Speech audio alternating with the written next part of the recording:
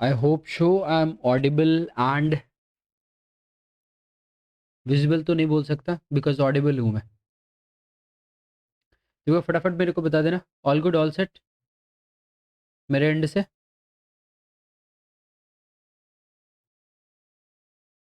Perfect है बच्चों, फटाफट से एक बार बता देना कि yes sir audio video all good है ऑल क्लियर।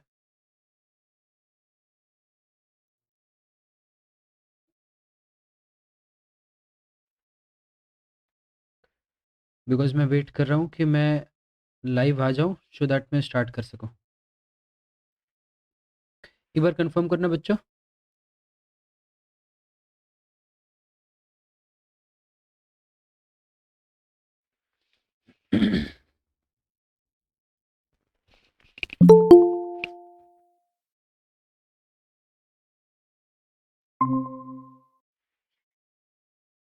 ऑडियो वीडियो सब परफेक्ट है।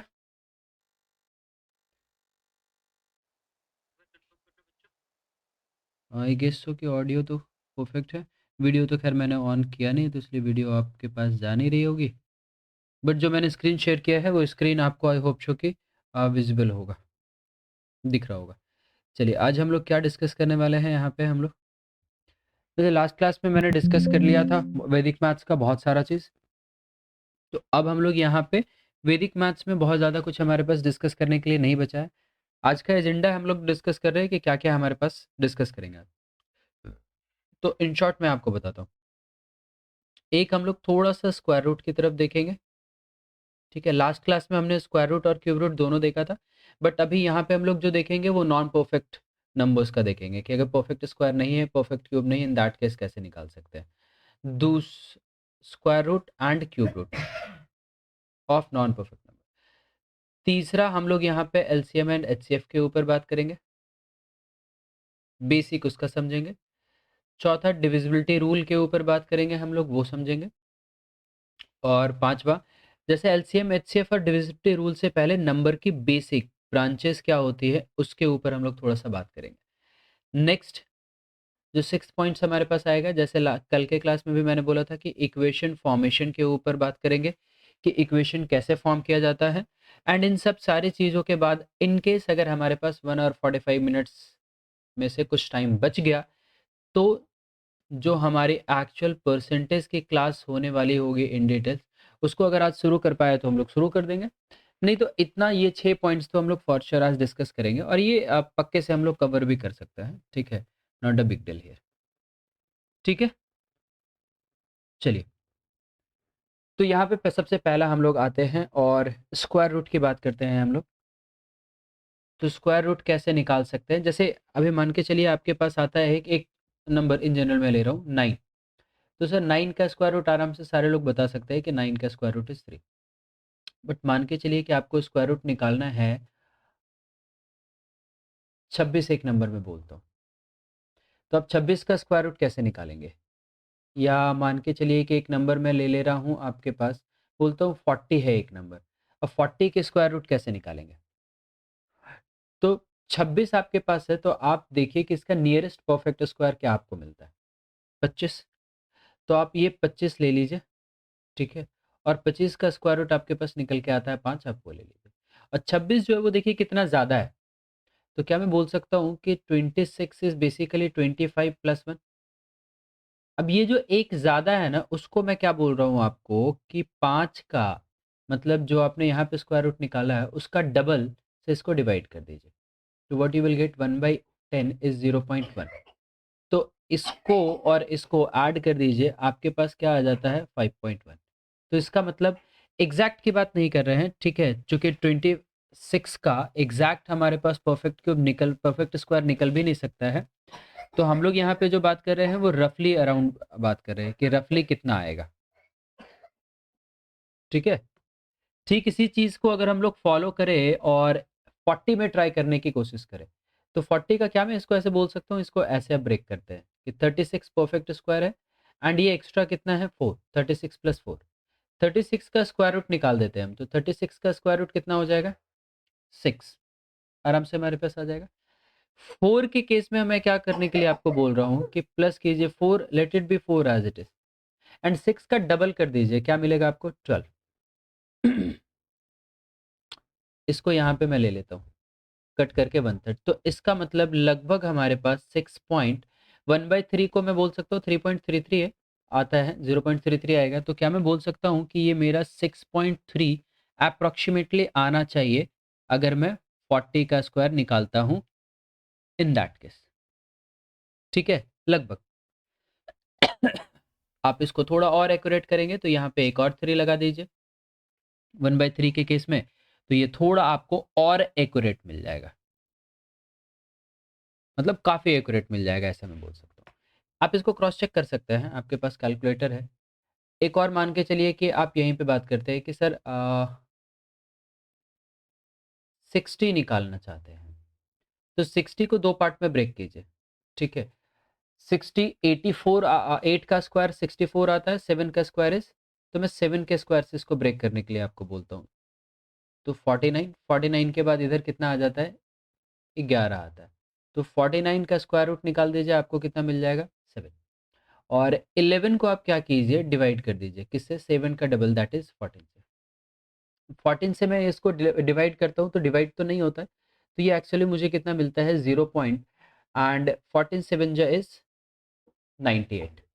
अब 12 है, फर्दर ये डिवाइड होगा नहीं, तो 120 एक और अगर आप डिजिट तक लेकर के जाना चाहते हैं तो चलिए इसको आप ऐसे ले लीजिए 7 8, तो आपके पास रिजल्ट आ जाता है 7.78।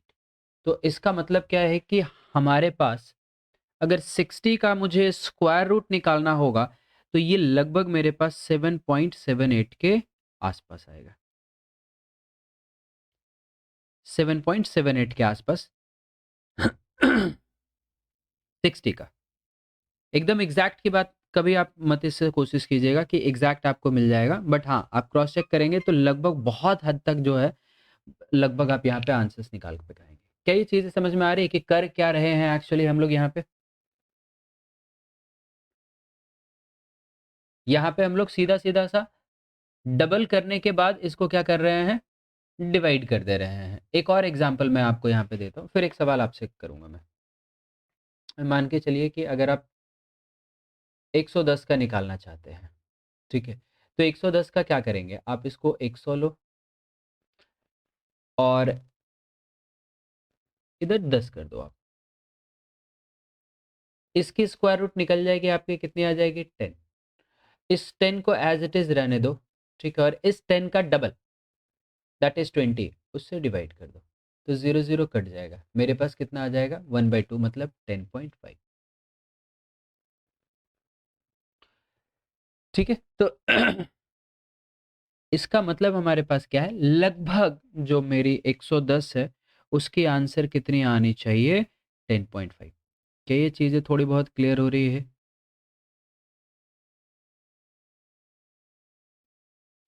राइट। अब मैं आपको दो सवाल यहाँ पे देता हूँ, बहुत ज़्यादा नहीं। इन दोनों सवाल का मुझे ज़रा निकाल करके बताइए कि आपके अकॉर्डिंग क्या आंसर्स आ रहे हैं। जैसे पहला एक 125 का स्क्वायर रूट निकालना है, और दूसरा एक आपके पास यहाँ पे मान के चलिए कि 140 में आपसे बोलता हूँ, 140 का ज़रा मुझे निकाल के, 140 नहीं 150 का निकाल के बताइए।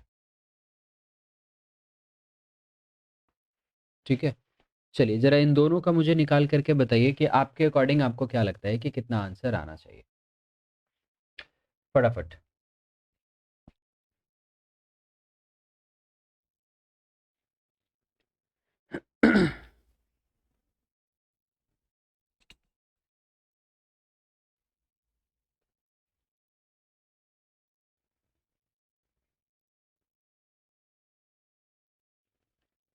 क्या लगता है बच्चों, कितना आना चाहिए?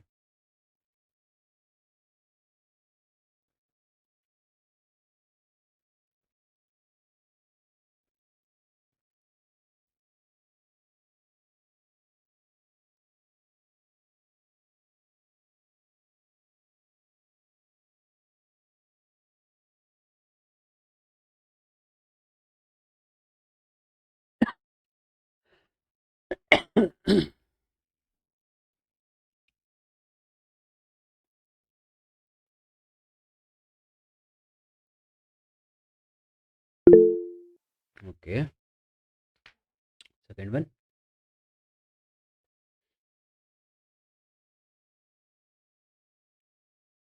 ठीक है, चलिए चेक करते हैं ज़रा हम लोग इसको।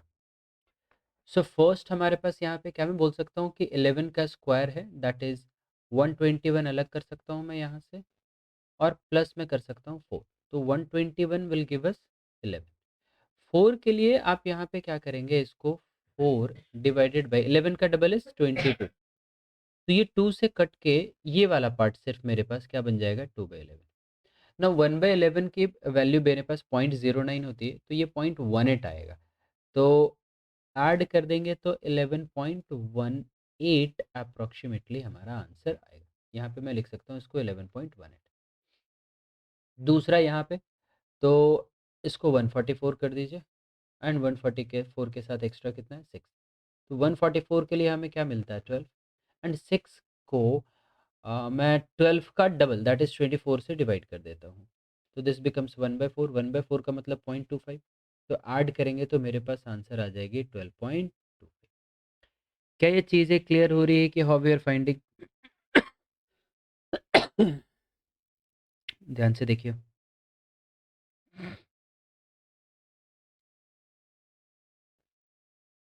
पक्के पक्के से क्लियर हो रहा है, सबका आ रहा है? एक और मैं आंसर आप एक और क्वेश्चन मैं देता हूँ, चलिए तब तक थोड़ा बहुत जिन किसी को भी कंफ्यूजन रहेगा वो इस क्वेश्चन और करने से हमारे पास क्लियर हो जाएगा। लेट अस से फॉर एग्जांपल्स कि हम लोग 90 का स्क्वायर रूट निकाल रहे हैं। चलिए 90 का ज़रा मुझे बताइएगा कि 90 का स्क्वायर रूट कितना आएगा।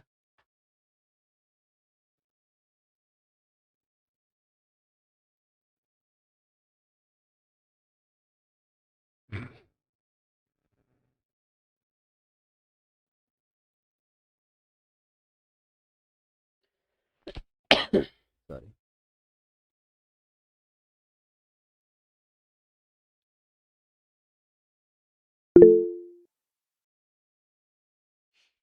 चलिए आंसर आ गया।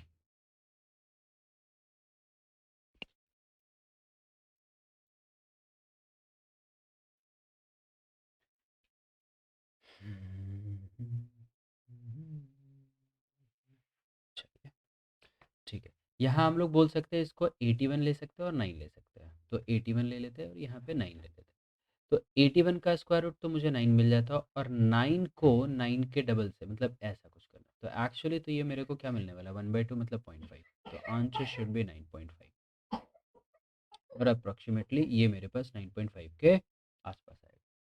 तो अब चीज़ें समझ में आ रहे होंगे कि भाई बहुत ज़्यादा डिफिकल्ट नहीं है अगर हम लोगों को फाइंड आउट करना है square root in that case, right. एक और, एक लास्ट और कर लेते हैं ताकि थोड़ा और क्लैरिटी मिल जाए, और इस बार थोड़ा डिफरेंट नंबर में दे देता हूँ। ऐसा कुछ मान के चलिए कि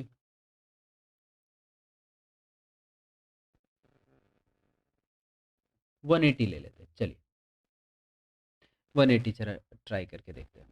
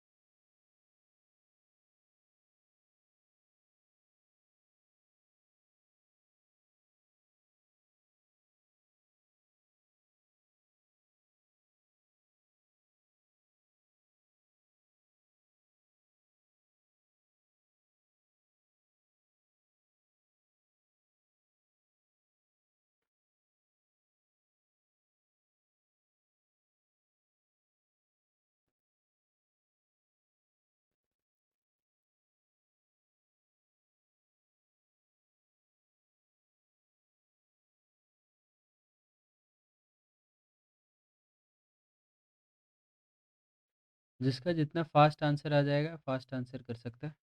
मैं यहाँ पे सॉल्व कर रहा हूँ, चेक करके बताइएगा। 181 अगर हम नियरेस्ट यहाँ पे बात करें तो क्या मैं बोल सकता हूँ, नियरेस्ट नहीं बेसिकली जस्ट इससे छोटा की तरफ हम लोगों को चेक करके देखना होगा, तो इससे छोटा की तरफ अगर मैं चेक करके देखूँ तो बोल सकता हूँ 13, दैट इज़ 169, और उसके बाद यहाँ पे आ गया 11। तो 169 तो मुझे दे देता है कितना, 13। ये 11 है, उसको मुझे डिवाइड करना है, 13 का डबल दैट इज़ 26 है। ठीक है। अब यहाँ पे हाफ तो नहीं आएगा, आपके पास 22 होता तो एग्जैक्टली हाफ आ जाता, थोड़ा सा उससे कम आएगा, मतलब 0.4 के आसपास आएगा। चलिए कोई बात नहीं, 11 है, डिवाइड नहीं होगा तो ये 110 हमारे पास बन जाएगा। तो 26 से अगर मैं 4 टाइम्स में बात करूँ तो मुझे कितना मिल जाएगा, 104। ठीक है। तो 0 पॉइंट यहाँ से 4 आ जाता है, 104 के बाद 6 आएगा, डिवाइड नहीं होगा तो फिर से 0 आएगा एंड फिर और, तो इसलिए मैं यहाँ पे इसको अप्रॉक्सीमेटली 13.4 बोल सकता हूँ, क्योंकि उसके बाद 0 और फिर एक नंबर आएगा, तो इट्स बेटर कि 13.4 हमारे पास ज़्यादा नज़दीक में हमारे पास वैल्यू आएगा, तो 13.4 हम लोग यहाँ पे इसको बोल सकते हैं, लगभग आएगा। आप आगे वाले डिजिट को अगर लेंगे तो ये फिर आपके पास 4 के साथ साथ एक और प्लेस बढ़ जाएगा और ये 4 1 आ जाएगा। अगर आप डिवाइड करेंगे तो 6 डिवाइड नहीं होगा, 60 बनेगा, फिर 60 आप फर्दर जा करके वो हमारे पास डिवाइड होगा, और 2 टाइम्स में आप डिवाइड कर सकते हैं इसको। तो आप थोड़ा और आगे चाहें तो 13.4 लिख सकते हैं, 40, but approximately we can write it 13.4, कि हाँ इतना चलेगा हमारे पास। ठीक है, अब बहुत बढ़िया, बहुत बढ़िया। चलिए अब थोड़ा सा आते हैं क्यूब रूट की तरफ और क्यूब रूट समझने की कोशिश करते हैं। मान के चलिए कि अगर क्यूब रूट मुझे किसी भी नंबर का निकालना है, तो एक ऐसा नंबर ले लेता हूँ, छोटा नंबर ले लेता हूँ, जैसे मान के चलिए कि एक नंबर में ले लेता हूँ क्यूब रूट ऑफ 12। ठीक है। तो एक तरीका मेरे को क्या अलाउ करता है कि मैं 12 का अगर क्यूब रूट निकाल रहा हूँ, तो ये मेरे को बोलता है एक काम कीजिए आप ना, इसके दोनों तरफ के परफेक्ट क्यूब को आप लिखिए। जैसे 2 का क्यूब हमारे पास कितना होता है, दैट इज 8। तो एक तरफ वो बोलता है मेरे को कि 2 का क्यूब लिखिए, और दूसरे तरफ उसके बाद वाला कहने का मतलब क्या है कि आप 3 का क्यूब, तो 2 का क्यूब और 3 का क्यूब ये आपको फाइंड आउट करने है यहाँ पे। तो एक काम करते हैं, चलिए यहाँ पे 8 और ये 27, तो ये 2 का क्यूब है मेरे पास, इधर लिख देता हूँ, और ये मेरे पास 3 का क्यूब है। तो मैं यहाँ पे बोल सकता हूँ कि 2 का क्यूब और 3 का क्यूब है, तो इसका मतलब क्या है कि ये आंसर 2 पॉइंट समथिंग में रहेगा, तो इससे तो मैं यहाँ से 2 सिक्योर कर लिया। अब पॉइंट के बाद एक्स्ट्रा कितना है, तो आप ध्यान से देखिए कि आप 8 लिए और ये लेना था मुझे 12, तो क्या मैं बोल सकता हूँ डिफरेंस 4 का है, तो 4 ले लीजिए यहाँ। और इन दोनों के बीच का डिफरेंस कितना आपके पास आ जाता है, तो 27 और 19 के बीच का अगर आप डिफरेंस देखेंगे तो यहाँ डिफरेंस आपको मिल जाएगा 19। तो आप 4 को क्या करेंगे, 19 से डिवाइड करेंगे, और लगभग आप चेक करके देखेंगे कि क्या आता है वैल्यू। तो आपके पास डेसिमल के बाद 40 आ जाएगा 2 टाइम्स में, एंड देन 1 टाइम्स। तो इसका मतलब मेरे पास आंसर आ जानी चाहिए 2.2। तो अगर मेरे पास 2.21 आता है, क्रॉस चेक इसको कीजिए कि 2.21 को 3 बार मल्टीप्लाई कीजिए और देखिए क्या ये 12 के आसपास आता है हमारे पास। तो आपको 12 के आसपास से थोड़ा सा कम की तरफ दिखाई देगा ये, क्योंकि क्यूब में है, मैं थोड़ा कम लेकर के यहाँ पे चला हूँ। अभी इसी चीज़ को एक और मान के चलिए मेथड से निकालते हैं, क्या है दूसरा मेथड, उससे कितना ज़्यादा क्लोज आता है वो समझने की कोशिश करते हैं। तो दूसरा मेथड हमारे पास है जिसमें ये क्या बोलता है कि आप बिंदास यहाँ पे इसके नज़दीक वाला नंबर का आप ले लीजिए, जैसे 8 का क्यूब दैट इज 2 ले लीजिए, प्लस इसमें कर दीजिए, प्लस क्या कीजिए, अब ये डिफरेंस कितना है, जैसे 4 था ना, 4। नेक्स्ट ये मेरे को बोल रहा है कि ये डिफरेंस से नहीं, आप 3 यहाँ पे लीजिए, क्योंकि क्यूब रूट निकाल रहे हैं उसके लिए, और जो नंबर आपका यहाँ पे आया है उस नंबर का स्क्वायर यहाँ पे ले लीजिए। तो दैट मीन्स व्हाट, ये मेरे पास 4 एंड 4 कट जाएगा, ये 1/3 आ जाएगा, और यहाँ पे मेरे पास 2 प्लस 0.33, तो ये लगभग मेरे पास आ जाएगा 2.3। मैं इसको अप्रॉक्सीमेटली यहाँ पे लिख सकता हूँ। अब आप क्रॉस चेक करके देखेंगे तो अब आपको एकदम जो है वो रिजल्ट आसपास का मिल जाएगा। तो ये मेरे पास मोर प्रिसाइज रिजल्ट देता है, तो दैट इज वाई हम ये वाले मेथड को फॉलो करते हुए चलेंगे। एक और इसी मेथड के थ्रू चेक करने की कोशिश करते हैं। जैसे मान के चलिए कि मैं क्यूब रूट आप निकालना चाहता हूँ किसका, 20 का अगर मैं निकालना चाहता हूँ, तो फिर से मैं क्या करूँगा, 2 प्लस इस बार 8, और आपने 8 का लिया यहाँ पे, ये 12 आपके पास एक्स्ट्रा बचा हुआ है, तो अब यहाँ पे लिख दीजिए 12। फिर उसके बाद यहाँ पे क्या करने का है, अगेन 3 इंटू 2 का स्क्वायर कर दीजिए, तो 2 का स्क्वायर कर दीजिएगा तो कितना मिल जाएगा, दैट इज 4। तो अब आपके पास ये एग्जैक्टली कटता हुआ आपको दिख रहा है। तो 2 प्लस 1 अगर मैं यहाँ पे 3 रख दूंगा तो आंसर सही आएगा या गलत आ जाएगा? तो ऑब्वियस है कि आंसर क्या आ जाएगा, गलत आ जाएगा, नहीं आएगा। तो उस केस में आपके पास जब 1 आपके पास कंडीशन जब निकल करके आ जाए, तब आप यहाँ पे आपको ये समझने की ज़रूरत है कि 1 तो नहीं हो सकता, तो पॉइंट में आप उससे 1 या 2 जो होगा वो यहाँ पे माइनस करके आंसर करें। ठीक है, दैट मीन्स व्हाट, यहाँ आंसर करने के लिए हम लोग क्या करेंगे, थोड़ा सा ये ज़्यादा रिजल्ट देता है, तो आप यहाँ पे इसको 2.8, अगर 1 आ जा रहा है तो आप 0.2 सब्ट्रैक्ट करके यहाँ पे आप आंसर कर लीजिए, तब आप आंसर कर सकते हैं। या नहीं तो अगेन फिर आप ये मेथड लगा सकते हैं, अगर 1 आ जा रहा है तो दूसरे कंडीशंस में, क्योंकि ये रिजल्ट आपको थोड़ा सा कम देता है और ये रिजल्ट थोड़ा सा ज़्यादा देता है आपको, एकदम एक्यूरेट यहाँ क्यूब में नहीं देगा, कोई या तो थोड़ा सा कम देगा या तो कोई थोड़ा सा ज़्यादा देगा। जैसे यहाँ पे अगर इस मेथड के थ्रू आप निकालेंगे तो फिर से आप 2 करेंगे, प्लस कितना आ जाएगा, तो प्लस फिर से आप 12 करेंगे, डिफरेंस मेरे पास, और फिर इस बार डिवाइड किससे करेंगे, तो इस बार डिवाइड 19 से करेंगे। तो अब ध्यान से देखिए, 12 से कर रहे थे और यहाँ 19 से करेंगे, तो डिफरेंस तो आपके पास आ जाएगा। 19 से अगर आप मान के चलिए कि 12 को डिवाइड करेंगे तो आपके पास जो वैल्यू लगभग निकल करके आएगी वो 0.663 आएगा। तो उस कंडीशन में आपके पास आंसर क्या आएगा, 2.63।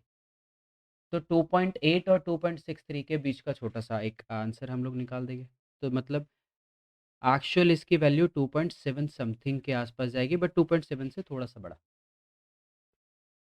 तो it is better my in my suggestions कि आप इस चीज़ को फॉलो करके चल सकते हैं, तो इसमें थोड़ा सा आप रिजल्ट को और ऐड करके, जैसे 2.63 आ रहा है अगर, तो आप पॉइंट में आप 6.5 6.7 ऐसे करके आप रिजल्ट को, या 6.8 करके ऐसे रिजल्ट को आप ले सकते हैं।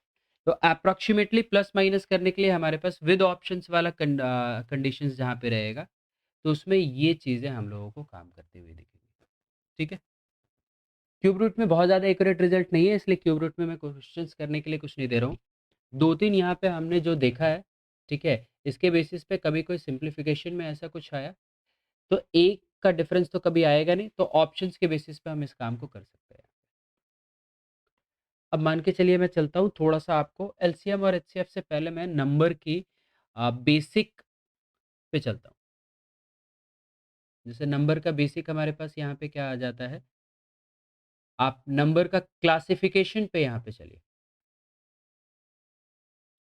नंबर का क्लासिफिकेशन अगर मैं बात करता हूँ यहाँ पे, जैसे नंबर है, तो नंबर्स को किस-किस तरीके से हम बोल सकते हैं?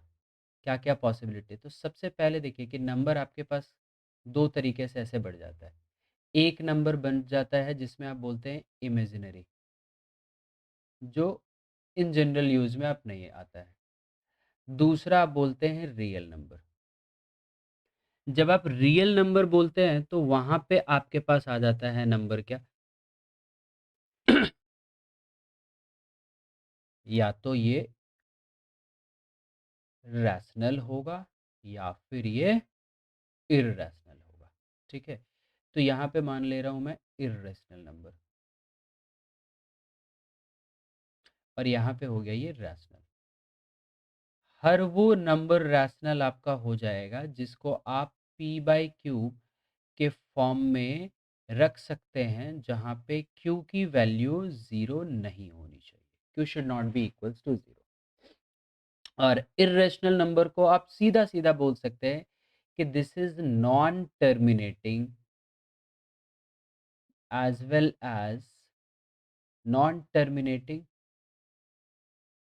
as and non-repeating। ना तो ये टर्मिनेट होता है और ना ही ये रिपीट करता है। एग्जाम्पल मैं देता हूँ, जैसे मान के चलिए कि अगर आप यहाँ पे बोलते हैं कि सर 0.23 एंड 23 ये आगे कंटिन्यू चलता गया है, तो ये नॉन टर्मिनेटिंग तो है, टर्मिनेट नहीं हो रहा है, इनफाइनाइट नंबर ऑफ टाइम्स तक जा रहा है, बट ये रिपीटिंग है। आपको पता है कि इसके बाद आप वापस 2 3 ही लिखने वाले हैं यहाँ पे, ठीक है।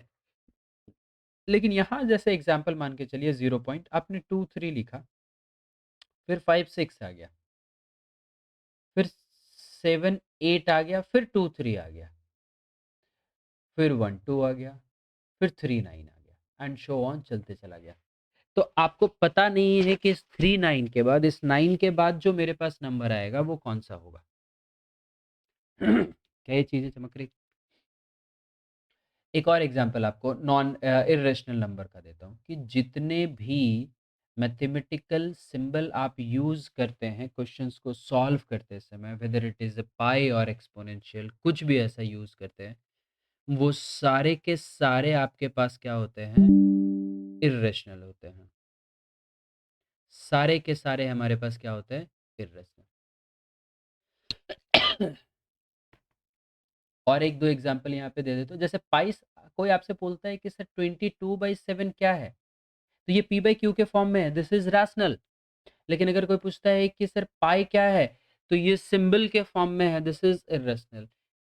आप समझिएगा कि जितने भी मैं सिंबल की बात करता हूँ वो सारे इरेशनल क्यों हैं, क्योंकि उनकी ना कोई भी एक फिक्स्ड वैल्यू नहीं है, that is why they are irrational. यहाँ पे भी आप ध्यान से देखिए कि इसकी कोई फिक्स्ड वैल्यू नहीं है, लेकिन आप यहाँ पे बोलते हैं 0.23 और ये रिकरिंग आगे ऐसे चल रहा है, तो इसकी एक फिक्स्ड वैल्यू है।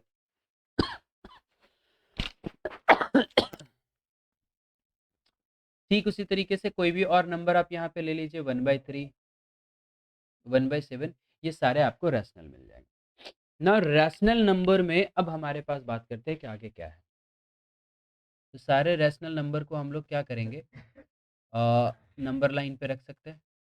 अब यहाँ पे मैं आपके लिए लेकर के चलता हूँ दो पार्ट में। एक पार्ट में मैं बात करता हूँ कि नंबर नेगेटिव है, और एक पार्ट में मैं लेकर के चलता हूँ कि नंबर नॉन नेगेटिव है। नेगेटिव के साथ साथ क्या ले लिया मैंने, नॉन नेगेटिव। फिर नॉन नेगेटिव को थोड़ा आप ऐसे समझ लीजिए कि ये नॉन नेगेटिव के साथ साथ यहाँ पे अब इसमें क्या चीज़ें निकल करके आ रही, कि मैं यहाँ पे लेके चल रहा हूँ कि नंबर आर नेचुरल नंबर्स, और एक तरफ मेरे पास नंबर मैंने ले लिया होल नंबर। अब यहाँ पे आपका एक और पार्ट आएगा, नेचुरल नंबर और होल नंबर के साथ साथ एक पार्ट आएगा जिसमें फ्रैक्शन होंगे, क्योंकि नेचुरल नंबर होल नंबर तो सब इंटीजर के अंदर आ गए, फ्रैक्शन एक पार्ट हमारे पास है इंटीजर के अंदर, ये दोनों आ गए। होल नंबर मतलब number starts with 0 1 2 and show on till infinite. Natural number starts from 1 2 3 and show on till infinite. Whole number में दो पार्टीशन हो जाता है। क्या क्या दो पार्टीशन हो जाता है, एक द नंबर इज इवन, और दूसरा the number is odd. Natural number में आपके पास पार्टीशन निकल करके आ जाता है क्या, द नंबर इज प्राइम और the number is composite.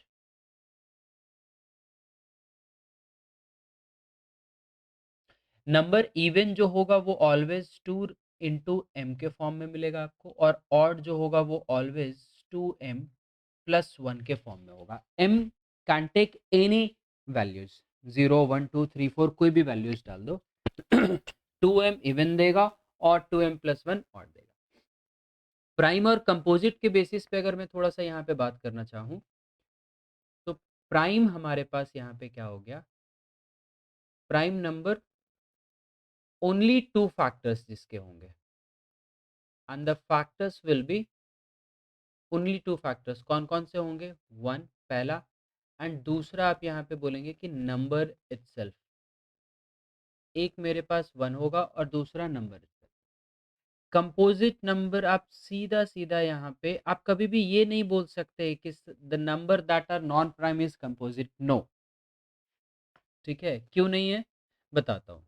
Composite number हमारे पास यहाँ पे किसको बोल सकते हैं? More than 2 factors. सीधा-सीधा आप ये ध्यान में रखेंगे। मोर देन 2 फैक्टर्स है द नंबर ऑफ कंपोजिट।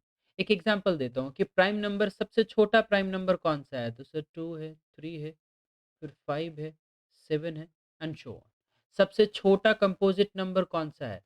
4, फिर आएगा 6, फिर आएगा 8, फिर 9 एंड सो ऑन। अब आप यहाँ पे समझिए कि नेचुरल नंबर में 1 भी तो होता है, वो ना प्राइम में काउंट होता है और ना कंपोजिट में काउंट होता है। और इफ आई से कि the number is non prime will be composite, तो उसमें 1 भी आ जाएगा, क्योंकि 1 तो प्राइम नहीं है, बट वो कंपोजिट में भी नहीं आता है। तो ये चीज़ें आपको समझना होगा, 2 चीज़ें कि 1 जो है this is neither prime nor composite, neither prime nor composite. ये एक चीज़ आप समझिएगा, इसमें कभी कोई गलती नहीं कीजिएगा। दूसरा चीज़, आप ज़ीरो के बारे में एकदम हमेशा समझ के रखिए कि this is neither positive nor negative, neither positive nor negative. ये ना तो मेरा नेगेटिव है, ना ही पॉजिटिव है। नॉन नेगेटिव में भी ये कंसीडर हो जाएगा, और अगर आप इसको नॉन पॉजिटिव की बात कर रहे होंगे तो ये नॉन पॉजिटिव में भी कंसीडर हो जाएगा। तो ये आप बोल सकते हैं कि ये किधर भी आ सकता है। ये बेसिक है हमारा नंबर का क्लासिफिकेशन, बेसिकली हमारे पास। एक और चीज़ है, आप समझिएगा, बिकॉज़ मे बी आपको पता होगा ये, इट्स नॉट लाइक कि मैं जो अभी अभी खास करके जो लिखूँगा वो आपको शायद नहीं पता होगा, ऐसा नहीं है, पता होगा। लेकिन इसको एक्चुअली क्वेश्चन में कई बार कैसे यूज़ कर सकते हैं, वो भी चीज़ आपको ध्यान में रखना होगा। जैसे 2 ऑड नंबर्स आप ऐड करेंगे तो क्या रिज़ल्ट आएगा? इवन। एक्चुअली 2 ही नहीं, आप कितने भी ऑड नंबर्स लें, अगर वो इवन नंबर ऑफ टाइम्स आते हैं, तब आपको रिज़ल्ट ऑलवेज़ क्या मिलने वाला है? तब आपको रिज़ल्ट ऑलवेज़ इवन मिलने वाला है। और अगर आप 2 से ज़्यादा बार ले लेते हैं, जैसे 3 बार लिए तो ऑड, 5 बार लेंगे तो भी ऑड मिलेगा। मतलब अगर आप ऑड और इट इज़ इर्रेस्पेक्टिव कि प्लस कर रहे हैं या माइनस कर रहे हैं। अगर ऑड नंबर को मैंने 3 बार ले लिया, तब आपको रिज़ल्ट जा कर के फिर से क्या मिल जाएगी? ऑड मिल जाएगी। लेकिन अगर इवन टाइम्स लेंगे, तो फिर रिज़ल्ट आपको इवन ही मिलने वाला है। वही कहानी आपके पास चलने वाला है। इवन में तो सब इवन है तो इवन, बट कोई भी अगर ऑड आ गया इसके साथ, एक ऑड आ गया, तो फिर ये रिज़ल्ट ऑड बन जाएगा। मल्टीप्लिकेशन के केस में आप ध्यान में समझिएगा कि ऑड नंबर चाहे कितनी मर्ज़ी आ जाए, रिज़ल्ट कभी भी इवन नहीं आ सकती, ऑलवेज़ ऑड आएगी। चाहे उसको 2 बार लो, 3 बार लो, 4 बार लो, जितनी बार भी लो। लेकिन यही अगर मैं आपसे ये बोलूँ कि आपने 10 ऑड नंबर ले लिए, लेकिन एक उनके बीच में जो नंबर निकल कर के आ गया है, दैट इज़ इवन, एक नंबर। तो इसका मतलब क्या है कि पूरी की पूरी प्रोडक्ट आपकी क्या हो जाएगी?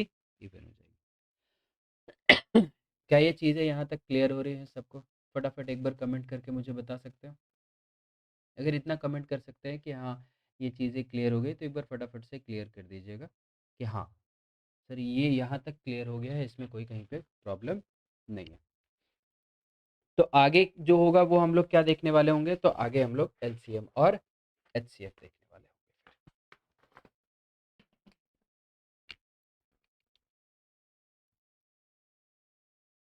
कई क्वेश्चंस को सॉल्व करते समय हम लोग एलसीएम और एचसीएफ का हम लोगों को काफ़ी ध्यान में रखना पड़ता है, बिकॉज़ उसके बेसिस पे बहुत सारे क्वेश्चंस जो होते हैं वो ईज़िली सॉल्व कर पाते हैं। तो अभी हम लोग एचसीएफ और एलसीएम को ज़रा समझें। तो सबसे पहले मैं एलसीएम की बात करता हूँ कि व्हाट इज़ एलसीएम। एलसीएम हमारे पास क्या होता है, इन शॉर्ट अगर मैं बोलूँ इसको, तो this is least common multiple. तो ये मल्टीपल में हमारे पास आता है, this is the least common multiple में। और एचसीएफ हमारे पास अगर मैं बात करूँ तो एचसीएफ, चलिए पहले एलसीएम की बात कर लेते हैं। जैसे 2 नंबर है आपके पास, पहली नंबर जो हमारे पास है n1, वो मान के चलिए कि 125 है, और दूसरी नंबर है हमारे पास n2, वो मान के चलिए कि 30। आपको ये बताना है कि इनका एलसीएम क्या होगा। तो आप स्ट्रेट अवे आप क्या कर दें, सीधा-सीधा मेरा यही होता है सजेशन कि आप वैसे आप ओरली कर पाते हैं तो बहुत अच्छा, बट अगर आप ओरली नहीं कर पाते हैं तो एटलीस्ट आप क्या करें यहाँ पे, इसको प्राइम फैक्टराइजेशन कर लें। जैसे 125 को आप स्ट्रेट अवे क्या लिखेंगे सर, 5 की क्यूब, बट इसको आप लिख सकते हैं क्या, 2 × 3 × 5। HCF भी लिख देता हूँ क्योंकि मैं HCF भी अभी साथ साथ में ही निकाल दूंगा। तो HCF मेरे पास क्या होता है, हाईएस्ट कॉमन फैक्टर। ठीक है, हाईएस्ट कॉमन फैक्टर। ना, अगर मैं एलसीएम लेता हूं तो मुझे ये ध्यान में रखना है कि 5 जो हमारे पास यहाँ दिख रहा है प्राइम फैक्टर, उसकी मैक्सिमम पावर क्या है वो मैं यहाँ पे रख दूँ। लेकिन अगर मैं एल एचसीएफ निकालता हूँ तो उस केस में मुझे ये देखना पड़ेगा कि क्या 5 सारे जगहों पे है या नहीं। पहला चीज़ तो मुझे ये इंश्योर करना पड़ेगा। तो 5 सारे जगहों पे है तो मुझे उसकी कॉमन पावर जो सब जगह पे है वो क्या है, तो दैट इज 5 की पावर 1 ही सब जगह पे कॉमन है, इससे ज़्यादा कॉमन नहीं है। फिर यहाँ पे कोई और फैक्टर नहीं है तो छोड़ो, हटा दो। अब यहाँ कोई फैक्टर नहीं है एक नंबर में, तो बाकी नंबर में कितना भी क्यों ना हो हम एचसीएफ को नहीं ले सकते, उसमें एचसीएफ नहीं आ सकता। तो एचसीएफ मेरी निकल जाएगी कितनी, 5। लेकिन एलसीएम में आप देखेंगे 2 है, मैक्सिमम पावर क्या है, कुछ नहीं, 2 ही है तो 2। 3 है, मैक्सिमम पावर क्या है, 3। तो इस तरीके से यहाँ पे आपको क्या मिल जाएगा, 125 को 6 से मल्टीप्लाई करके ये मेरे पास आ जाएगा 750। तो यहाँ पे आप ये बोल सकते हैं कि this is our LCM and this is HCF. इसका एक और एग्जांपल मैं आपके लिए लेके चलता हूँ। दूसरा एग्जांपल मैं यहाँ पे लेकर के चलता हूँ। मान के चलिए कि अगेन सेम n1 n2 के बेसिस पे लेकर के चल रहा हूँ कि let's say the number is 48 and the another number is suppose 54। मुझे इनका एलसीएम भी निकालना है और मुझे इनका क्या करना है, एचसीएफ भी निकालना है। तो फिर से प्राइम फैक्टराइजेशन कर दीजिए, और इस बार प्राइम फैक्टराइजेशन करेंगे तो क्या मिल जाएगा हम लोगों को। आ, अगर आपको ऐसे क्लियर है तो बहुत अच्छा, नहीं है तो जैसे यहाँ पे हम लिख सकते हैं डायरेक्टली 2 की पावर 4 × 3। बट जिनको क्लियर नहीं है वो इस तरीके से कर सकते हैं, this is 2 how many times, 24 times, 2 how many times, 12 times, 2 how many times, 6 times, further I can say how many times, तो 2, दिस इज 3। तो 2 आपको 4 बार मिल गया, पावर 4, 3 एक बार।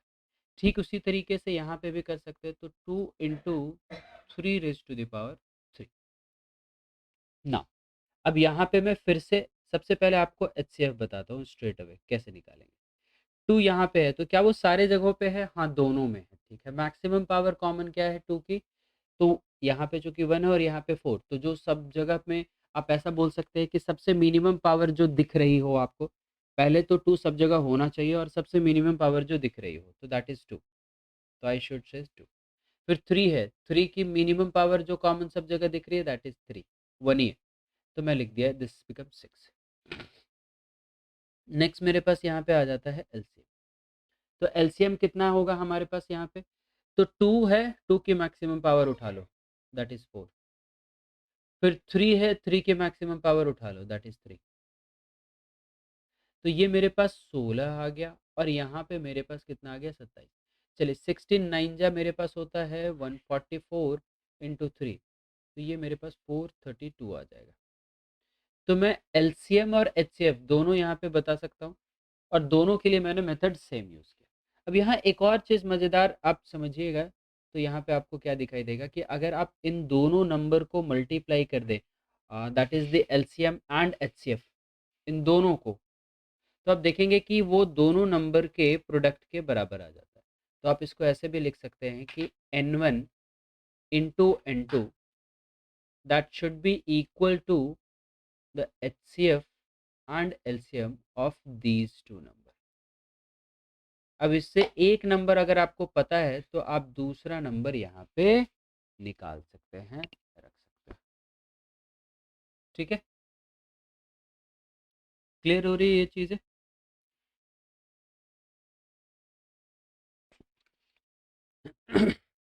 ठीक है, n1 n2 हमारे पास इस तरीके से आ जा रहा है।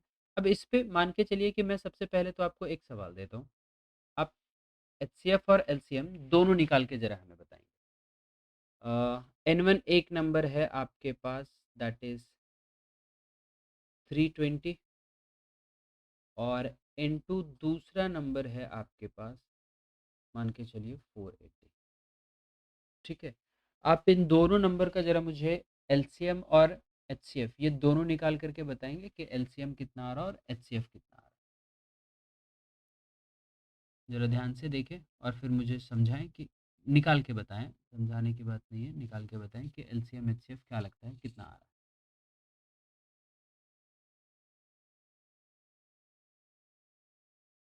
थोड़ा सा टाइम लीजिए, बट मेक श्योर कि ट्राई करके बताइए कितना आ रहा है।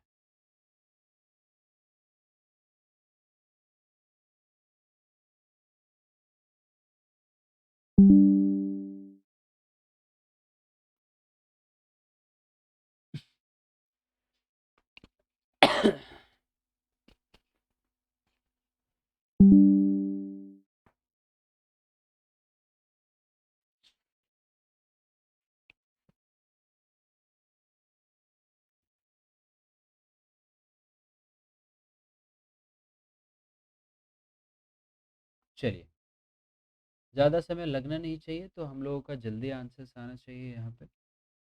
मेक श्योर फटाफट आंसर हमारे पास आ जाए।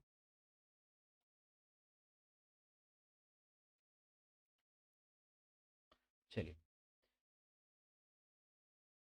क्या आंसर्स आएगा यहाँ पे? तो N1 को हम प्राइम फैक्टराइज करेंगे, तो दोनों में 10 दिख रहा है। आप चाहे तो ऐसा भी कर सकते हैं कि दोनों में 10 दिख रहा है सर, तो ऐसे 10 अलग कर देते हैं। 32 को हम 2 की पावर 5 लिख सकते हैं, या नहीं तो आप इसको 2 की पावर 6 लिख सकते हैं इंटू 5। अब जो चाहे लिख सकते हैं। ठीक उसी तरीके से यहाँ पे 10 लिख सकते हैं। इसको 48 को 16 इंटू 3 मतलब 2 की पावर 4 एंड 3 की पावर 1 लिख सकते हैं।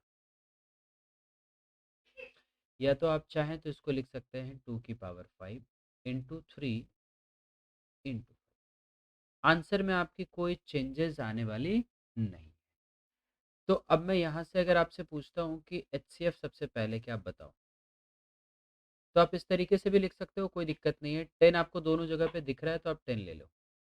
और फिर यहाँ पे 2 की पावर 5 है और यहाँ 2 की पावर 4 है, तो जो कम पावर वाला है वो 4 है, तो 2 की पावर 4 रख दो। 3 दोनों जगह पे है नहीं तो लेने की ज़रूरत नहीं है। 16 और 10, तो ये मेरे पास बन गया 160। नेक्स्ट मेरे पास आता है और एलसीएम की मैं बात करता हूँ कि एलसीएम कितना होगा। अगेन 10 कॉमन जो है उसको तो लेना ही लेना है। ठीक है, फिर 2 की मैक्सिमम पावर क्या है 5, और 3 की पावर 1, तो सब लेना है मुझे।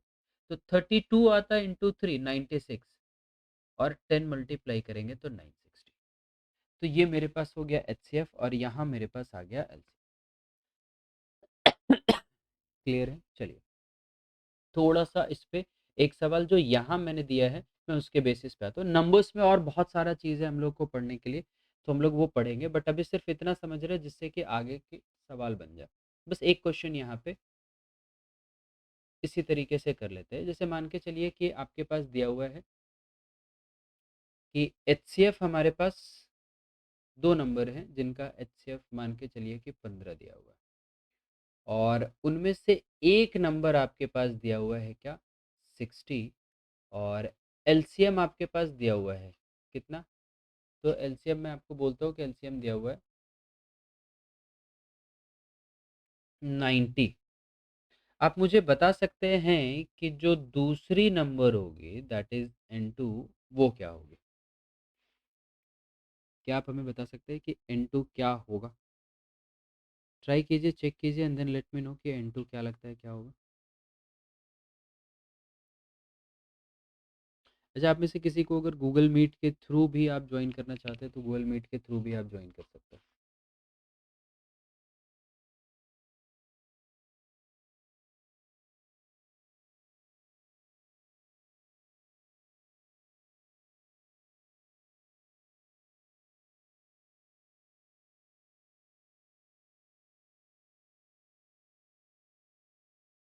चलिए, फटाफट एक बार कमेंट बॉक्स में ज़रा देखिए कि क्या आंसर्स निकल कर के आ रहा है, क्या होना चाहिए हमारा आंसर।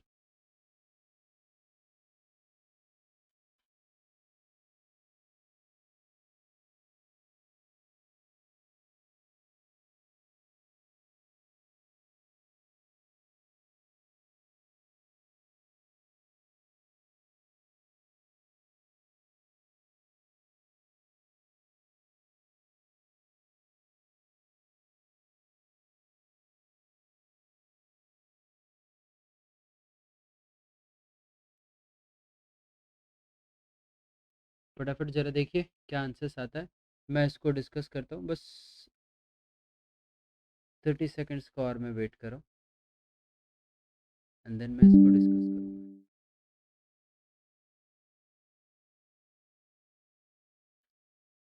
चलिए डिस्कस करते हैं ज़रा इसी चीज़ को। क्या है हमारे पास है, लेट अस ट्राई कि n1 इंटू n2, तो क्या मैं बोल सकता हूँ this is 60 into n2, that should be equals to HCF which is 15 into LCM that is 90।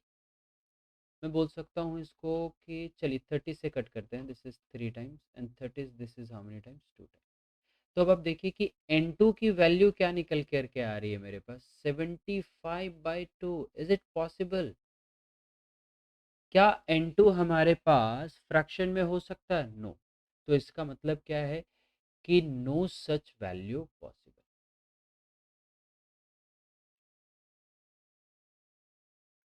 No such value possible. तरीका रिमेन्स सेम। चलिए अब एक ऐसा क्वेश्चन कीजिए जिसमें वैल्यू आपको मिल ही जाएगी, थोड़ा सा सर्टेन चेंज करते हुए। मान के चलिए कि ये 15 की जगह 30 आपके पास HCF दिया हुआ है और LCM आपके पास दिया हुआ है 360। N1 अगेन मेरे पास दिया हुआ है एक तरफ। ध्यान से सोच समझ के मुझे बताइएगा कि क्या आंसर आने वाला है आपके अकॉर्डिंग। मान के चलिए कि एक तरफ आपके पास दिया हुआ है 90। अब बताइए तो कि N2 कितना आएगा, सोच समझ करके जरा आंसर कीजिएगा।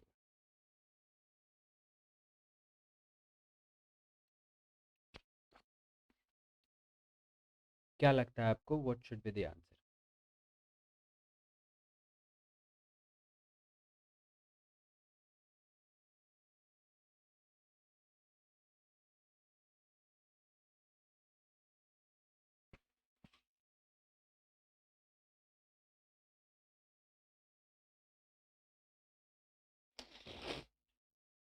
ठीक उतना ही, एक आध मिनट के आसपास का समय लीजिए and then let me know कि क्या आंसर आ रहा है।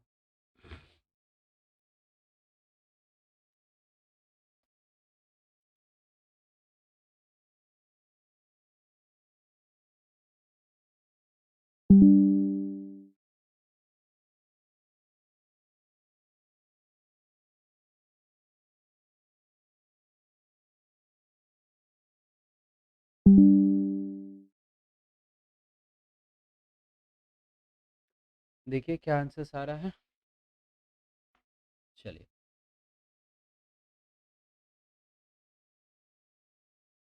डिस्कशन करते हैं, क्या आना चाहिए। फिर से वही काम कीजिए, देखिए तो फिर से कोई पॉसिबल वैल्यूज निकल के आ रही है कि नहीं निकल करके आ रही। तो this is 30 into this time 360। तो सर 90 से ये तो मैं 4 बार में कट कर देता हूँ, और इससे तो मेरी N2 की वैल्यू कितनी आ जाती है, 120। अब आप बोलेंगे यहाँ तो इंटीजर आ गया, अब मुझे बस सिर्फ इतना बताइए कमेंट में 120 पॉसिबल है या नहीं है, इज इट करेक्ट आंसर और नॉट।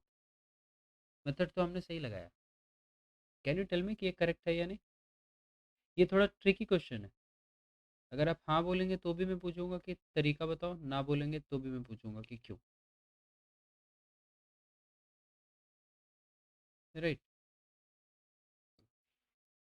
तो इसका मतलब क्या है, अब यहाँ पे ज़रा ध्यान से समझिए कि LCM और HCF, जब आप एक नंबर को 90 ले रहे हैं, दूसरा नंबर को 120 ले रहे हैं, बस खाली इतना ही ख्याल रखना है कि HCF गलती से भी दूसरा नहीं आया। मतलब मैं क्रॉस चेक करने की ज़रूर कोशिश करूंगा आंसर करने के बाद, जैसे मैं लेके आ गया 120, I am saying this is true, तो बस मैं इतना देखूंगा क्या क्या वाकई में 90 और 120 का जो HCF है वो 30 ही रह रहा है ना, चेंज तो नहीं हो रहा। तो द आंसर इज कि नो, ये चेंज नहीं हो रहा है। तो इसका मतलब ठीक है, हम जो लेकर के आ रहे हैं दिस आंसर इज ट्रू।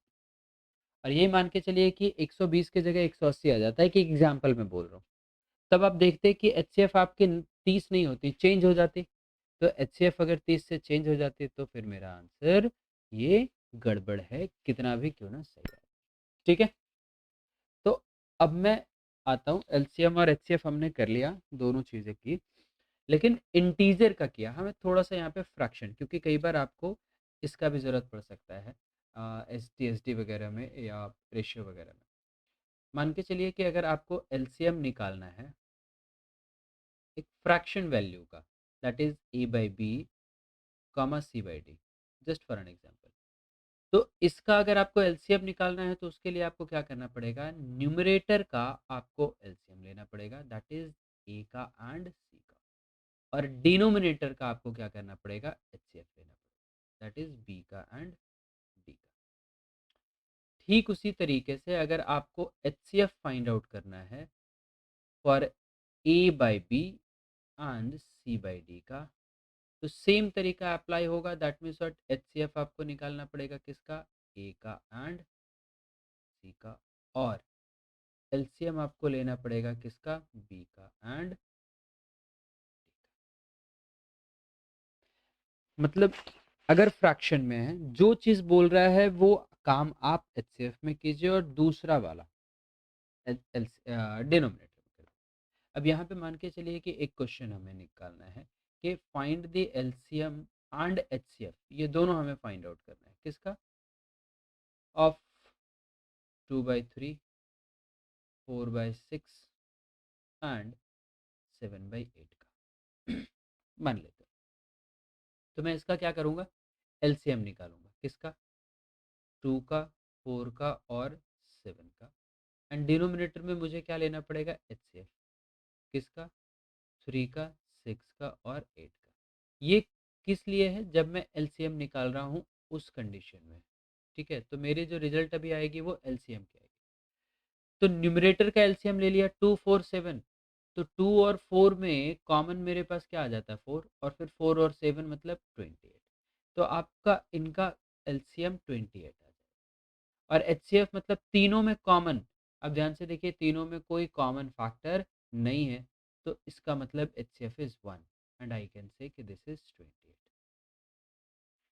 ठीक है, नेक्स्ट अगर इसी का मुझे एचसीएफ भी निकालना है तो एचसीएफ हमारे पास कितना आएगा, तो इस बार मैं एचसीएफ लूँगा किसका, 2 का, 4 का और 7 का, और एलसीएम लूँगा किसका, 3 6 और 8 का। तो अब मुझे ध्यान से देखिए 2 4 7 में क्या कॉमन है, कुछ नहीं, तो दिस इज 1, एंड यहाँ क्या कॉमन है, तो यहाँ पे मल्टीपल लेना है, तो 8 और 6 का क्या होता है, 6 6 और 8 का आपको 24 मिल जाए, तो यहाँ मेरे पास आएगा आंसर 1/20। चीज़ें क्लियर हो रही है कि हम लोग कैसे कैलकुलेट कर रहे हैं। फ्रैक्शन के केस में एकदम बहुत केयरफुल रहना है आपको, बहुत केयरफुल। ठीक है, चलिए अब यहाँ पे आते हैं और हम लोग डिस्कस करते हैं एक और चीज़ को। पहले एक सवाल मान के चलिए कि आप इसके ऊपर बना लीजिए। दूसरा क्वेश्चन नंबर जो आपके लिए है, ऐसे मैं लिखता हूँ, find LCM and HCF of, the number is 5/8, 10/4 and 25/, let's say 6। इसका आपको क्या करना है, एलसीएम एंड एचसीएफ निकालना है। चलिए ज़रा एक बार ट्राई करके देखिए तो सही कि आ रहा है या नहीं आ रहा है, हमारे पास क्या आ रहा है। 1 मिनट का टाइम लीजिए, ट्राई कीजिए and then let me know कि क्या आंसर, सो दैट फिर मैं इसको डिस्कस कर दूँगा।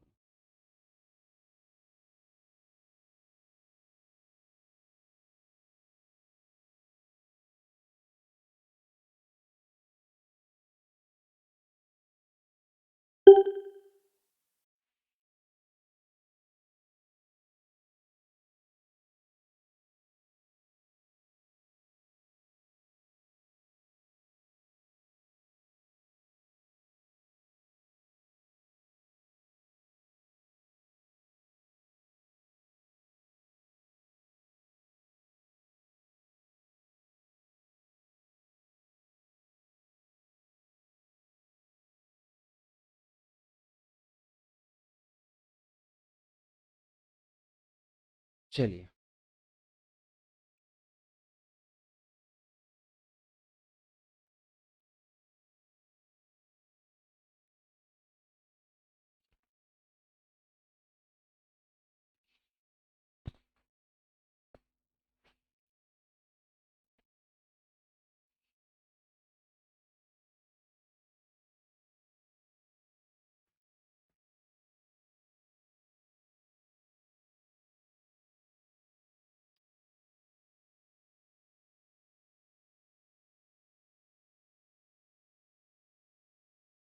तो यहाँ पे मैं डिस्कस करने की फिर से कोशिश करता हूँ, ज़रा ध्यान से समझने की कोशिश कीजिएगा।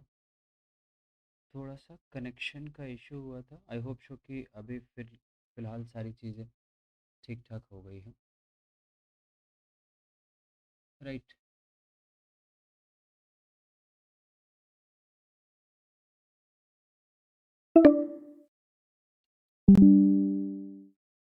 Just give me a second.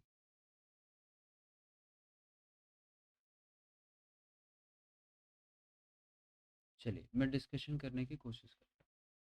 तो फिर से क्या करेंगे, एलसीएम अगर मैं ले रहा हूँ तो एलसीएम मुझे लेना पड़ेगा किसका, 5 का, 10 का एंड 25 का।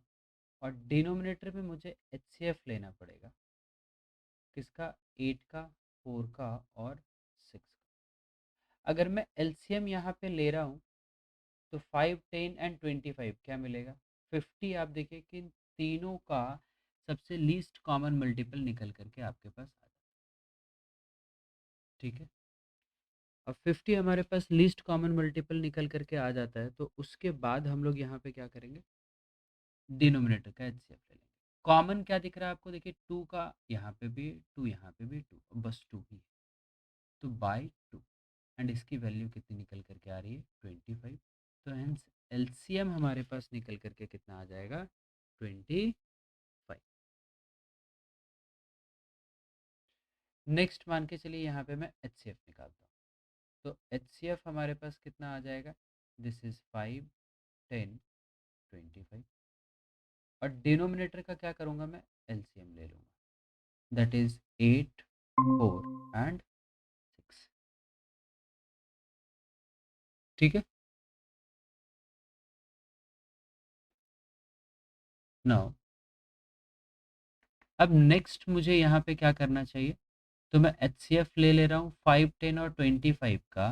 तो कॉमन इन तीनों में क्या दिख रहा है आपको, 5 का, तो 5।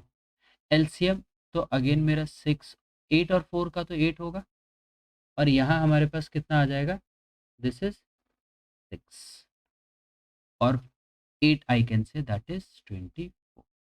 तो इसका मतलब 5/24 मेरे पास क्या आ जाएगा, this is the HCF, sorry LCM.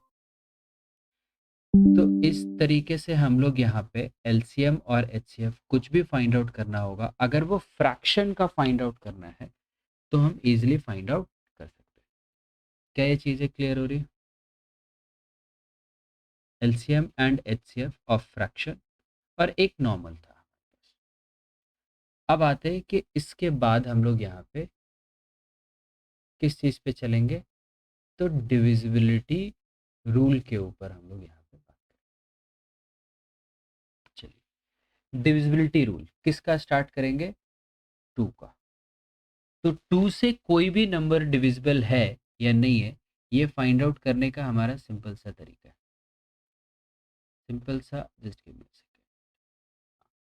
Simple सा तरीका क्या है कि अगर कोई भी नंबर आपका इवन है, कोई भी नंबर अगर इवन है तो डिविजिबल है, या आप ऐसा कह सकते हैं कि कोई भी नंबर जिसकी लास्ट डिजिट इवन हो, दूसरे तरीके से ऐसे बोल सकते हैं हाँ, या लास्ट वन डिजिट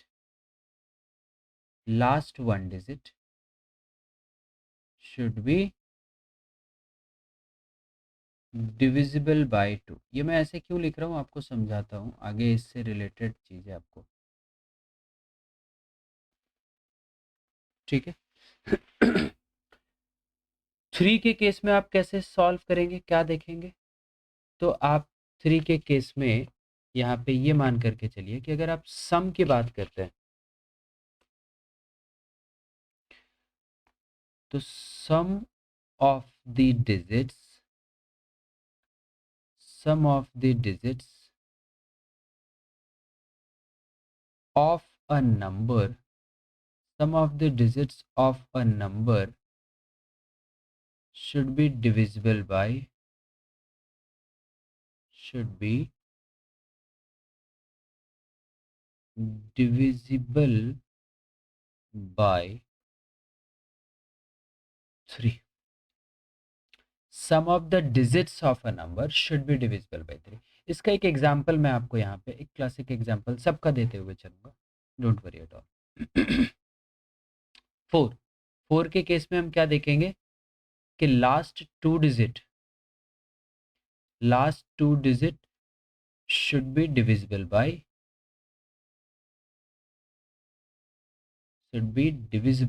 4.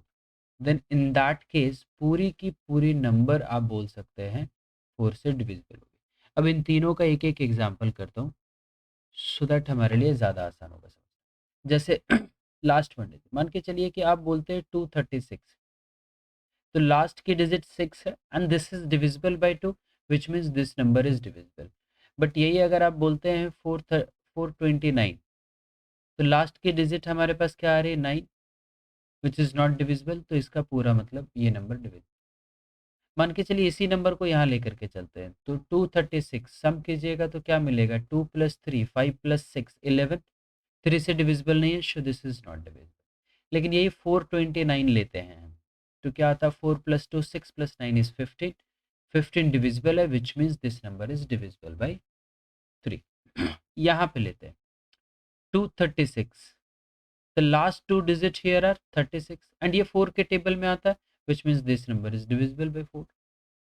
429 को अगर मैं चेक करूं यहाँ पे तो 29 कभी भी 4 के टेबल में नहीं आता which means this number is not divisible। तो ये मेरा चेक करने का हमारा क्राइटेरिया बनता है। 4 के बाद अगर मैं आता हूँ 5, तो I am pretty much sure कि आप लोगों ने ऐसे पढ़ रखा है कि सर लास्ट डिजिट जो होना चाहिए वो 0 और 5 होना चाहिए, तभी जाकर के वो डिविजिबल। मैं इस चीज को थोड़ा सा अलग तरीके से आपको बोलता हूँ। मैं ऐसा बोलता हूँ कि एक काम कीजिए, आप इसको ऐसे बोलिए कि लास्ट की 1 डिजिट अगर डिविजिबल है, क्योंकि 5 है तो भी डिविजिबल है, 0 भी डिविजिबल है, last 1 digit should be divisible bye 5।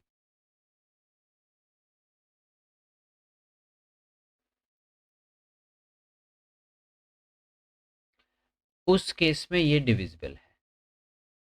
ठीक है, एग्जाम्पल ले लूंगा, डोंट वरी एट ऑल।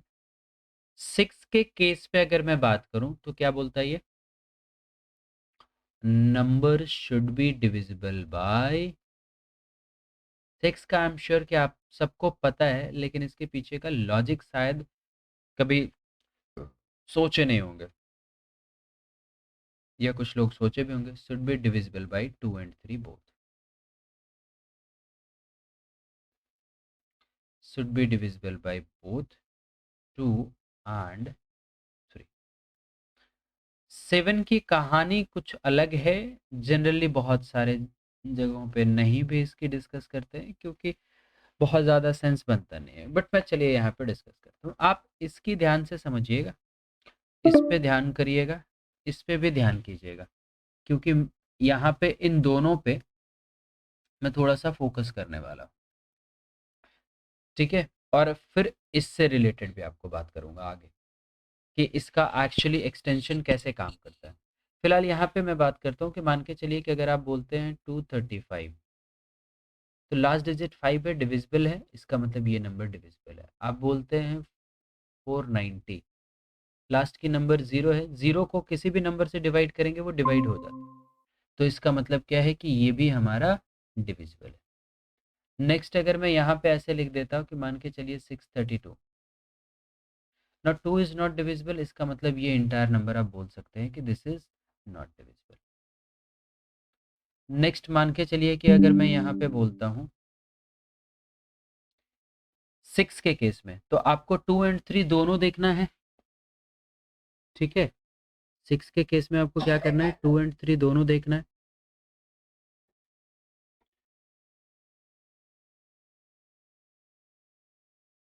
तो अगर दोनों ही हमारे पास यहाँ पे देखना है, तो क्या मैं ऐसे बोल सकता हूँ कि 2 से और 3 से दोनों से डिविजिबल होना चाहिए, तभी डिविजिबल होगा।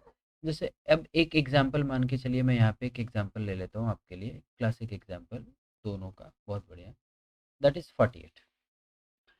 नंबर लास्ट में 8 है तो डिविजिबल है 2 से।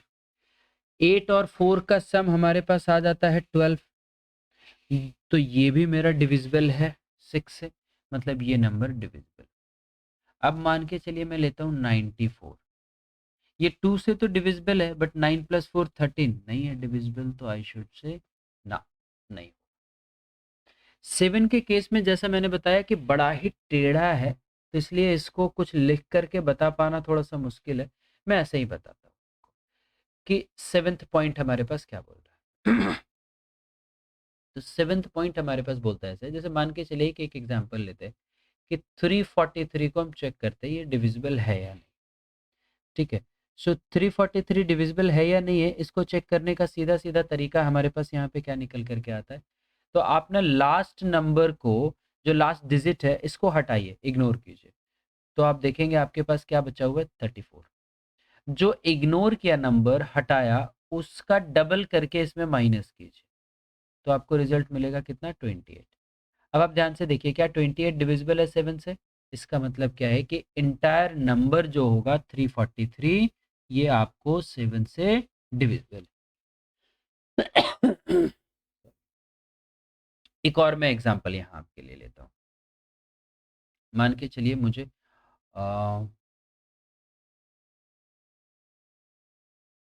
441 चेक करना है, तो क्या करूँगा, 1 को हटा दीजिए, 44 में से 1 का जो हटाया उसका डबल माइनस कर दीजिए, 42। इसका मतलब क्या है, एंड ये आप ध्यान से देखिए, क्या ये 6 से डिविजिबल है, सॉरी 7 से डिविजिबल है? The answer is yes. इसका मतलब 441 भी आपका डिविजिबल है। आपको ऐसा ना लगे कि सब नंबर डिविजिबल है, इसलिए एक एग्जांपल के तौर पे 862 ले लेते हैं।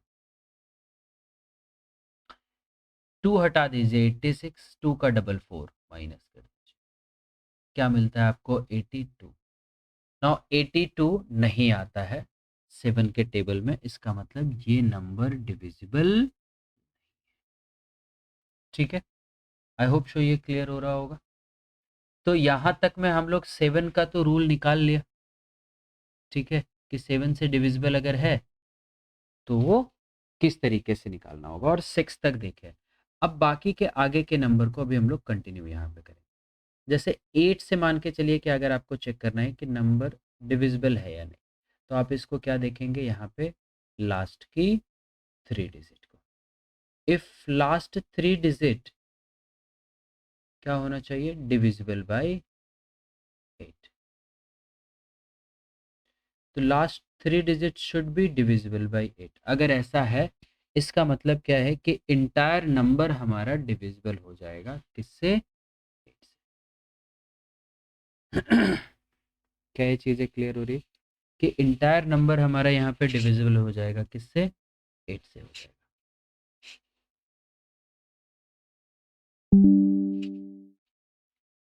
चलिए, अब इन्हीं चीज पे थोड़ा सा गौर करेंगे, जो अभी मैंने आपको गौर करने के लिए बोला था, उस उन सब पे गौर करते हुए आंसर करेंगे।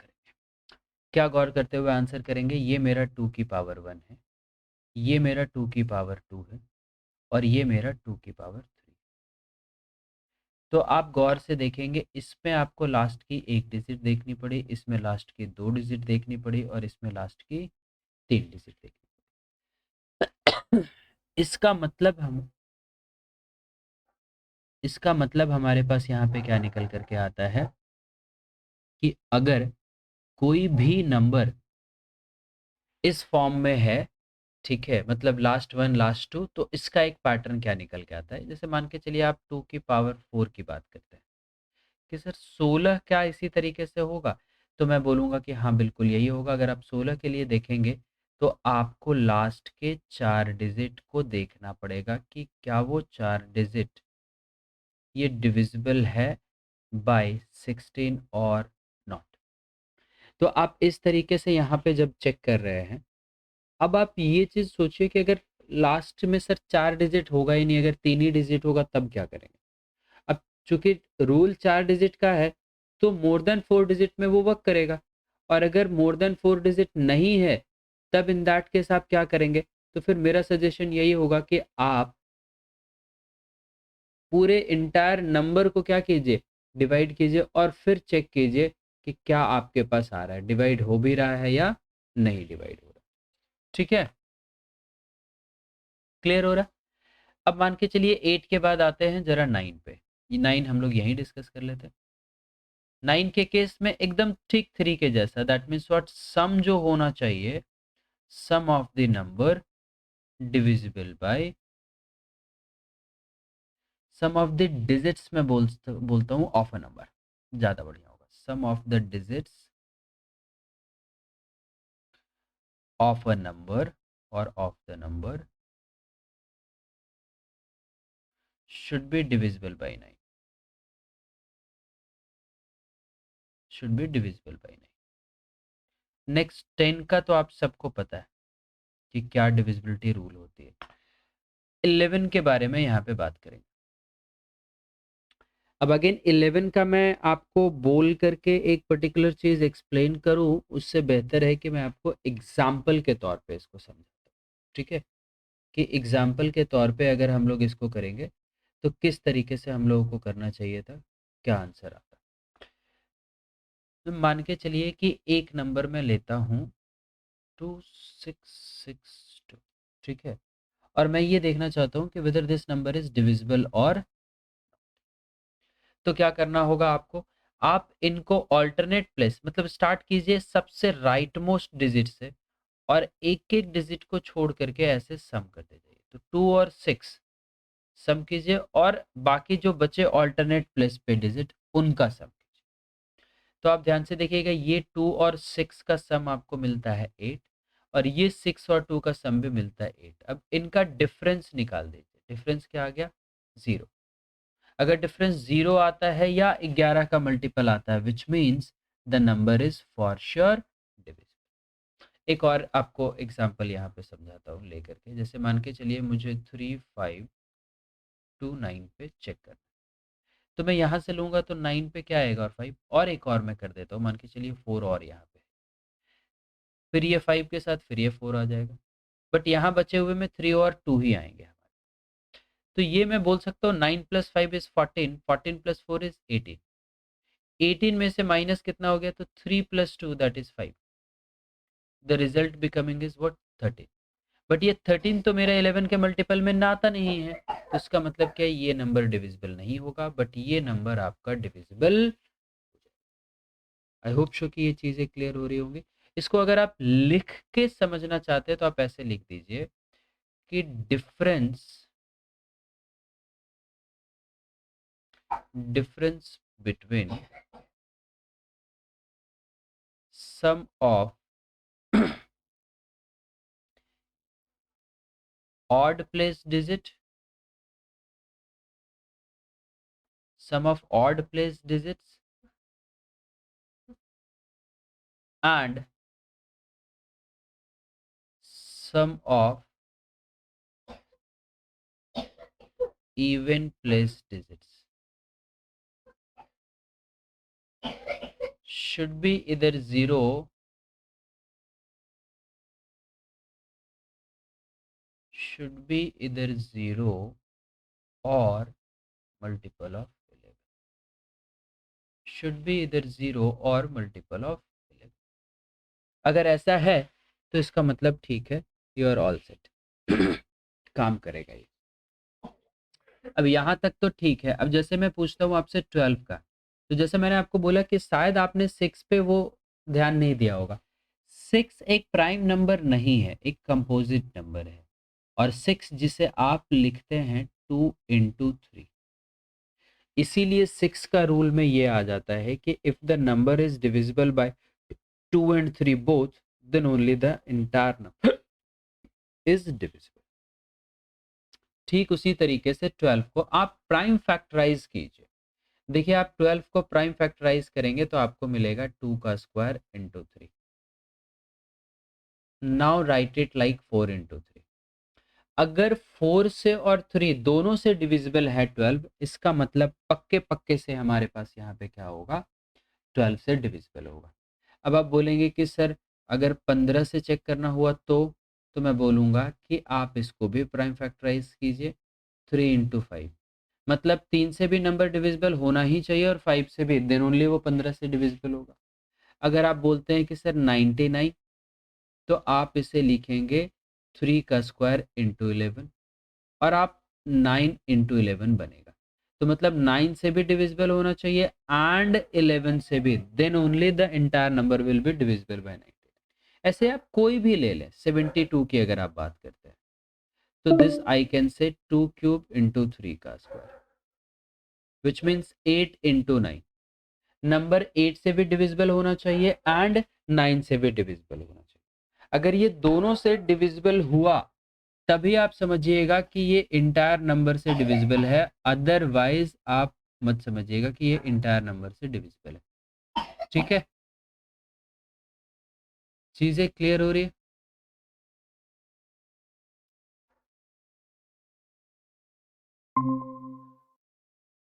चलिए,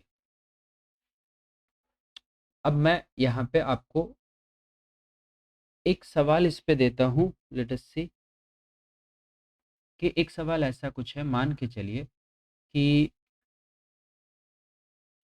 ए बी, या इससे पहले 4ab 268, अगर मैं कह रहा हूं आपसे कि ये डिविजिबल है, दिस इज डिविजिबल बाय 9, अगर ये 9 से डिविजिबल है तो क्या आप मुझे ये बता पाएंगे कि ए और बी की क्या क्या पॉसिबल वैल्यूज हो सकती है, सो दैट ये 9 से डिविजिबल।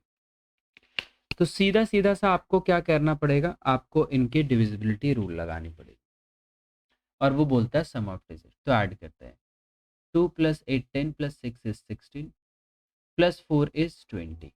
तो यहाँ पे सम आता है 20 + a + b। अब आप ध्यान से देखिए कि आपको 20 से बड़ा एक ऐसा नंबर ढूंढना है जो 9 के मल्टीपल में आता हो। फिर हम देखेंगे कि ए और बी क्या क्या पॉसिबल हो सकता हो। तो सबसे पहले 20 से बड़ा आप देखेंगे तो एक आपको क्या मिलेगा, 27। दूसरा आप देखेंगे तो क्या मिलेगा, 36, एंड शो ऑन, आगे जा सकते हैं। लेकिन आप यहाँ पे गौर से समझिएगा कि ए एंड बी एक सिंगल डिजिट का नंबर है, तो इन दोनों की मैक्सिमम पॉसिबल वैल्यू कितनी हो सकती है, 18। 9 + 9, तो इसका मतलब कि 18 और 20 38, 38 मैक्सिमम पॉसिबल वैल्यू हो सकता है, उससे ज़्यादा नहीं। तो इसलिए 27 और 36 यही दोनों में रखेंगे। तो मेरे पास a + b की वैल्यू या तो 9 हो, आई मीन 7 होगी, या a + b की वैल्यू कितनी होगी, 16। अब बहुत पॉसिबिलिटी है, एक हुआ तो ये 6 2 5, ऐसे बहुत सारा पॉसिबिलिटीज है। यहाँ पे 9 7 यहाँ पे पॉसिबिलिटीज आपकी कम हो जाएगी। कैसे, मान के चलिए ए को आपने 9 रखा तो बी की वैल्यू 7, ए को 10 तो रख नहीं सकते, सिंगल है। ए को आपने 8 रखा तो बी की वैल्यू 8, और आप और कम कर सकते हैं, 7 कर सकते हैं, तो उस केस में इसकी वैल्यू 9। फिर 7 से कम करेंगे ये बढ़ जाएगा, तो इसमें 3 ही पॉसिबिलिटीज आएगी। बट यहाँ पॉसिबिलिटीज ज़्यादा आएंगे। आप 1 6 लिख सकते हैं, आप 6 1 लिख सकते हैं, आप 2 5 लिख सकते हैं, आप 5 2 लिख सकते हैं, आप 3 4 लिख सकते हैं, और आप 4 3 लिख सकते हैं। तो इस तरीके से वैल्यू पॉसिबल है। अब इसी क्वेश्चन को आप ध्यान से समझिएगा, मैं इसी क्वेश्चन को अगर आपके लिए बोलता हूँ कि 4 है, और इस बार मैं थोड़ा छोटा करता हूँ, 4a ले लेता हूँ, 285। फिर से मैंने बोला है कि this is divisible bye 9, same लिया हूँ। आप मुझे इस बार a की वैल्यू बता सकते हैं, कि यही बता दीजिए कि स्मॉलेस्ट पॉसिबल वैल्यू a की क्या लगता है आपको, क्या आएगी।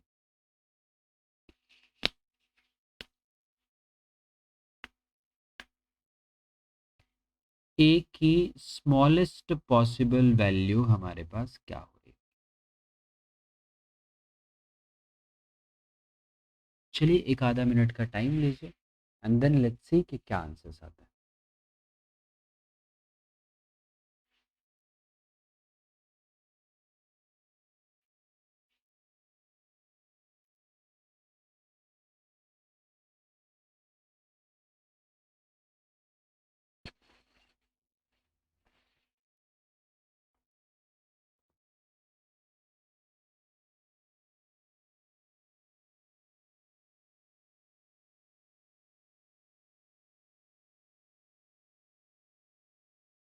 जरा देखिए ट्राई करके।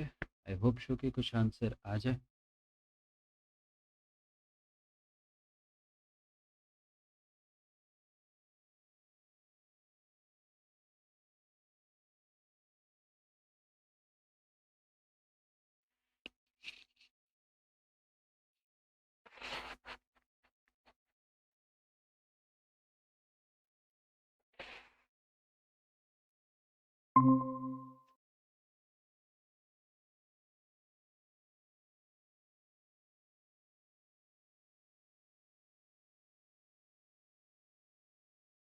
क्या लगता है?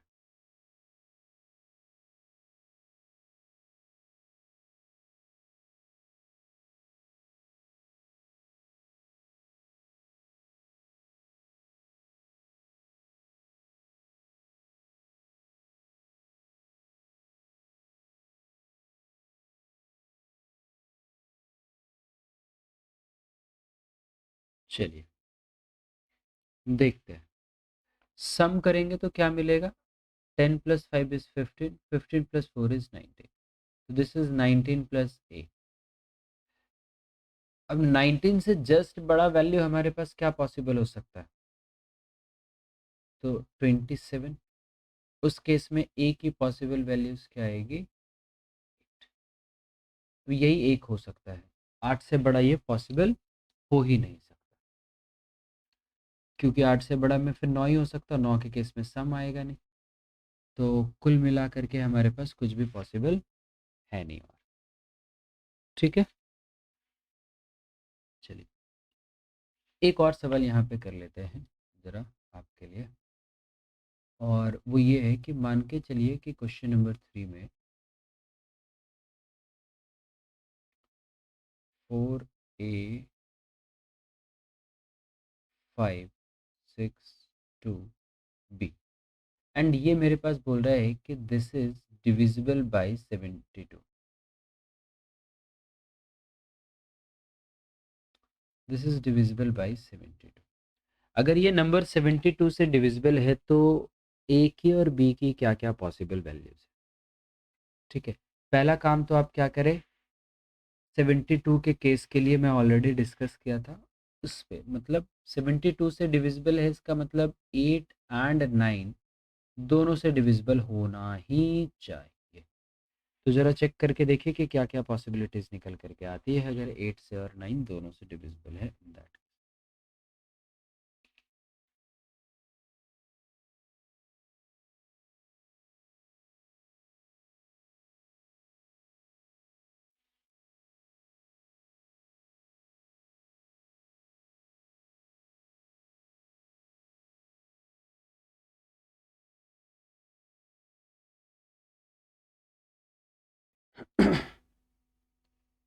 क्या क्या पॉसिबिलिटीज़ हमारे पास है, क्या क्या हो सकता है?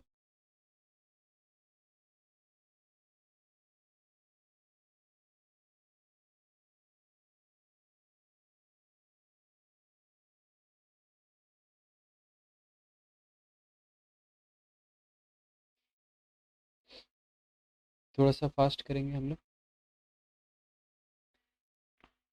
8 का मतलब है लास्ट 3 डिजिट, मतलब ये।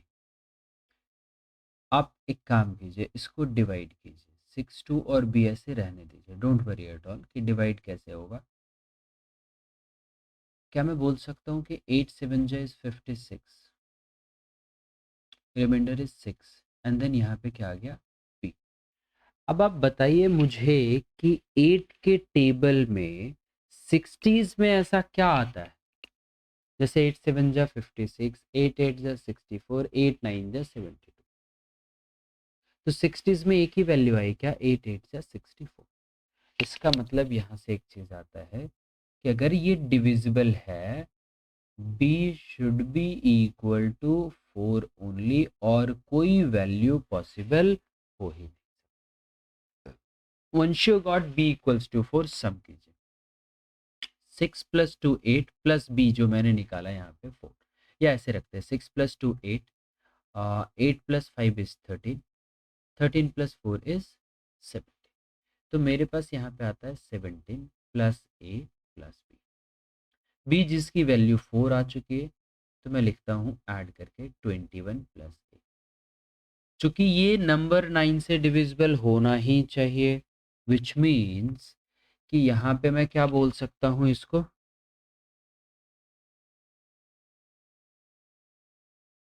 यहाँ पे मैं क्या बोल सकता हूँ इसको, 27 बोल सकता हूँ। आगे और आप लेकर के अगर चले जाएंगे तो वो पॉसिबल नहीं। ठीक है, कैसे पॉसिबल नहीं हो पाएगा आगे और लेकर के चले जाएंगे तो?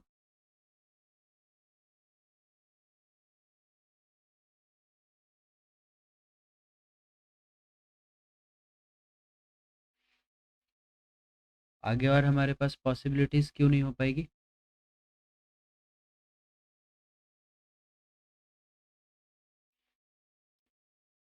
ध्यान से देखिए, समझिए।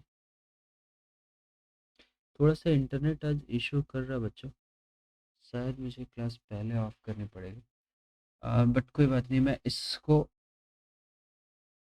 गूगल मीट पे हटा करके